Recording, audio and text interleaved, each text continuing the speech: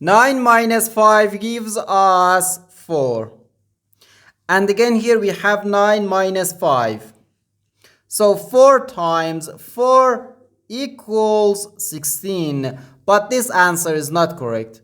Because according to the order of operations, which is PEMDAS, P stands for parentheses, E stands for exponent, M and D stands for multiplication and division, and A and S stands for addition and subtraction.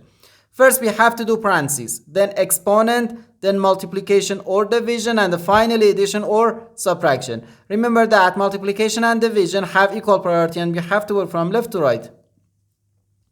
And the same applies to addition and subtraction.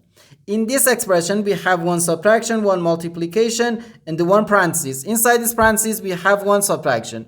Here we have a multiplication because in mathematics, when a number is placed next to parentheses, it means multiplication. And we usually don't write the multiplication sign for brevity. Okay, so according to the PEMDAS, first we have to do this parenthesis, then this multiplication, and finally this subtraction. If we do this subtraction before this multiplication, it is wrong.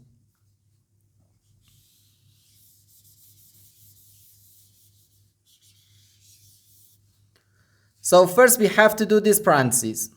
Inside this parenthesis we have 9 minus 5, which equals 4. So we have 9 minus 5, then times 4. Now we have one subtraction and one multiplication.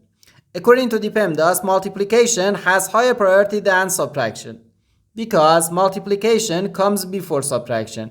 So here, first we have to do this multiplication. 5 times 4 gives us 20. So we have 9 minus 20, which equals negative 11. And this is our final answer to this problem. The correct answer is negative 11.